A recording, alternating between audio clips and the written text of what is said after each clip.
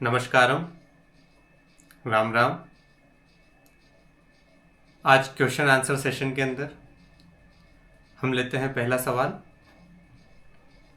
पहला सवाल है कि आप जो वाणी जी का पाठ करते हैं, संत श्री सुखराम जी महाराज की वाणी जी, तो ये सुखराम जी महाराज कौन थे? इनके जीवन के बारे में कुछ बताइए।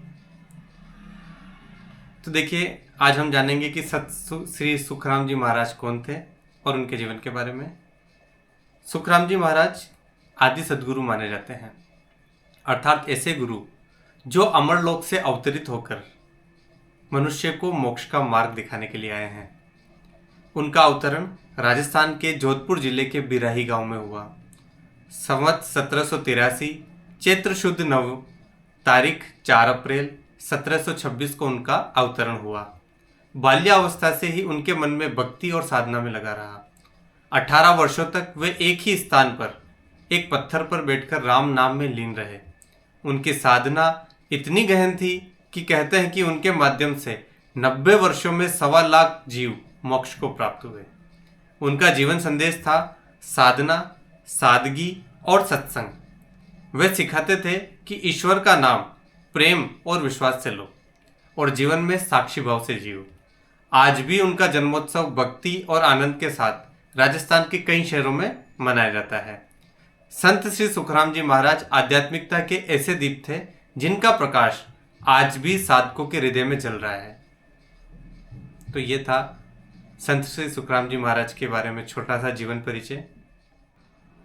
दूसरा सवाल है, दीपक जी ने पूछा है कि ये ज्ञान क्या होता है, ज्ञान असल में होता क्या है।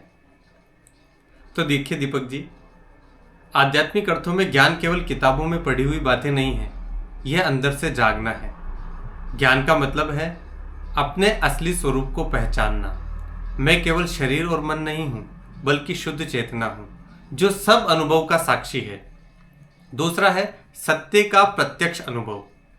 वह अचल, शांत व आनंदमय सत्ता जिसे न समय बदल सकता है न कोई परिस्थितियां। तीसरा है माया जाल से परे देखना।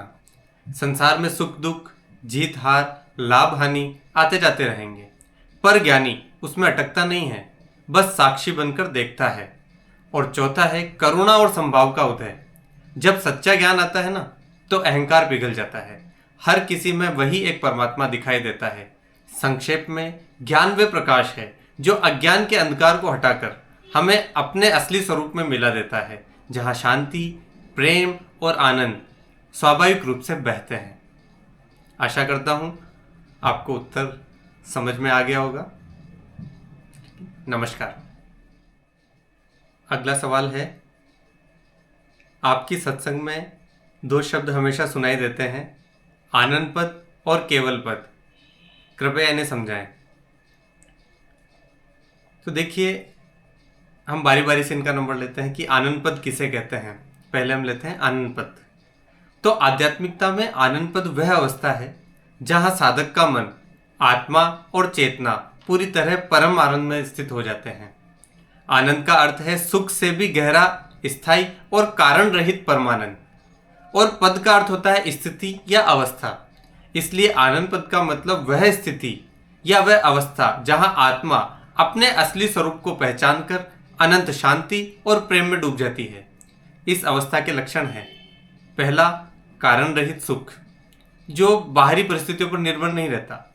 दूसरा साक्षी भाव में स्थिरता, जहां सुख दुख, लाभ हानि, सम्मान अपमान कुछ भी मन को विचलित नहीं करता। और तीसरा एकत्व का अनुभव, जहां स्वयं और परमात्मा कोई भेद नहीं रहता। और चौथा है पूर्ण संतोष, जहां कुछ पाने या छोड़ने की चाह समाप्त हो जाती है। संक्षेप में आनंद पद आत्मा का अपने असली घर में लौट आना है, जहां केवल शांति, प्रेम और परम आनंद सदैव विद्यमान रहे। नमस्कार।